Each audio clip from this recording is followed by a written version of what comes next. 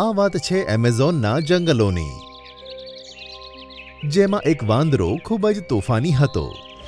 તે બધાને તોફાન કરીને હેરાન કરતો હતો. તે વાંદરો દિલથી કોઈનું ખોટું કરવાનું વિચારતો ન હતો, પણ તે હતો ખૂબ જ તોફાની.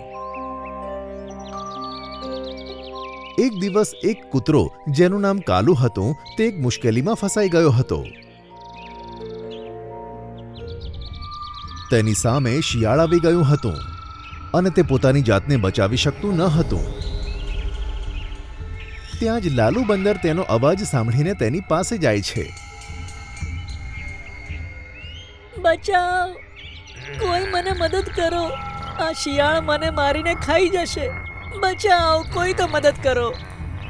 લાલુ બંદર જાય છે અને તેની મદદ કરે છે.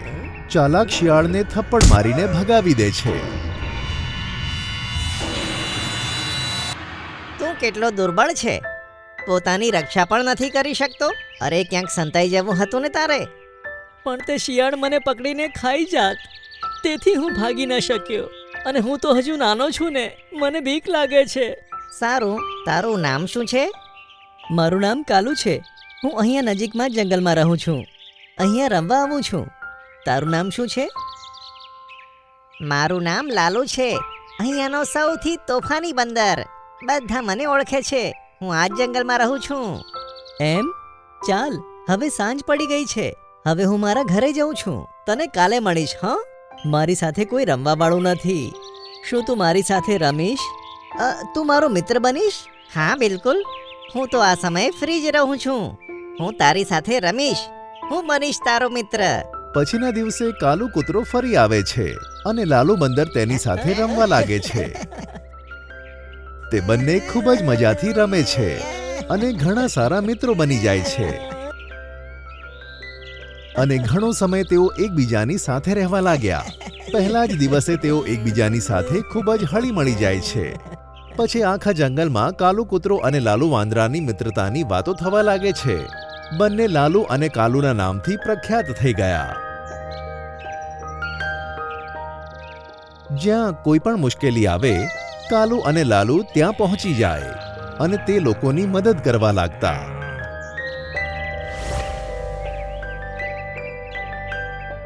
જ્યારે બંને એકબીજા સાથે મળી જતા તો તેમને કોઈ હરાવી શકતું ન હતું. એક વખતની વાત છે, એક સસલાને બિલાડીએ ઘેરી લીધો. બિલાડી તેને ખાવાનો પ્રયત્ન કરવા લાગી. એ નાના સસલા, અહીં આય. આજે તો તું મારું ખાવાનું બનીશ. ના ના ના, મને છોડી દો બિલાડી માસી. હું તો હજુ બહુ નાનો છું. હું મારી મમ્મીથી છૂટો પડી ગયો છું. તે મને નથી મળી રહી. તે મને શોધતી હશે. તો તું હવે તેને જોઈ પણ નહીં શકે. તે તને ક્યારે મળશે જ નહીં, કારણ કે હું મારા પેટની ભૂખ મટાડી દઈશ. ના ના, મને છોડી દો. કોઈ મને બચાવ, કોઈ મને બચાવ.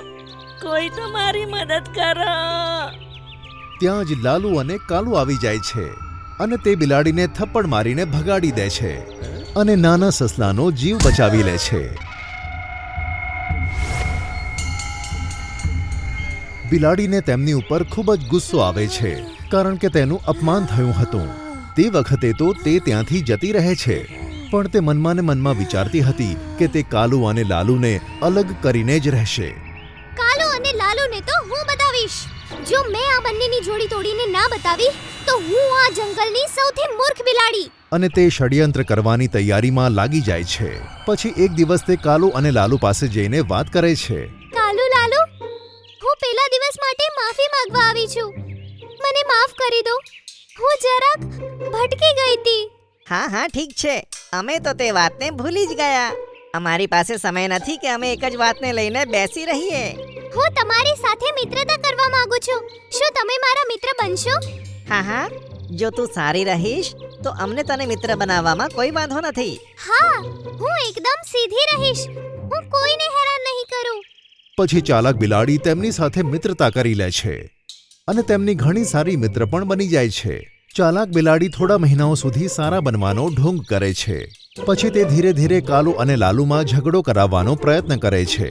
તે એકબીજાના વિરુદ્ધમાં તેમના કાન ભરે છે. એકને કંઈક બીજી વાત કરે તો બીજાને કંઈક બીજી વાત, જેનાથી તે બેની વચ્ચે ઝઘડો થવા લાગે છે. તેમ છતાં પણ તેઓ એકબીજાને ખૂબ જ પ્રેમ કરતા હતા, કારણ કે તે બંને ખૂબ જ ગાઢ મિત્ર હતા. પછી એમેઝોનના જંગલોમાં આગ લાગવાના સમાચાર આવ્યા અને તે સમયે કાલુ અને લાલુ વચ્ચે ખૂબ જ જબરજસ્ત ઝઘડો થઈ ગયો હતો. કાલુનો પગ એક પથ્થર નીચે દબાઈ ગયો હતો અને આગ ફેલાઈ ગઈ હતી. જેવો જ લાલુ ભાગી રહ્યો હતો તો તેણે જોયું કે કાલુનો પગ ફસાઈ ગયો છે અને તે તેને છોડાવવા માટે ત્યાં જતો રહ્યો. તેણે ઘણા પ્રયત્નો કર્યા પણ તે કાલુનો પગ તેમાંથી નીકાળી ન શક્યો. તો લાલુ પોતે જ કાલુનો હાથ પકડીને બેસી ગયો. મિત્ર, તને આટલા પ્રયત્ન કરવા છતાં પણ હું છોડાવી નથી શક્યો અને તને આગમાં બળતો છોડીને હું જઈ પણ નહીં શકું. જીવીશું સાથે અને મરીશું પણ સાથે. લાલુ, આજે તે સગા ભાઈથી પણ વધારે મારા માટે વિચાર્યું. પણ ભાઈ, તું તારો જીવ મારા માટે કેમ ગુમાવી રહ્યો છે? તું જતો રહે. પણ લાલુ કાલુની એક પણ વાત સાંભળતો નથી, કારણ કે તે પોતાના મિત્રને ખૂબ જ પ્રેમ કરતો હતો. તેમણે સોગંદ લીધા હતા કે જીવીશું સાથે અને મરીશું પણ સાથે. અને આમ બંને તે આગમાં સળગીને મરી જાય છે અને લોકોને દોસ્તીનું એક નવું ઉદાહરણ આપતા જાય છે. આ વાર્તા પરથી આપણને શીખવા મળે છે કે મિત્રતા ક્યારે પણ સ્વાર્થથી નથી થતી. ક્યારેક ક્યારેક લોહીનો સંબંધ ના હોવા છતાં પણ તે લોકો આપણા જીવનમાં ખૂબ જ મહત્વ ધરાવે છે અને આપણા માટે કંઈ પણ કરી છૂટે છે.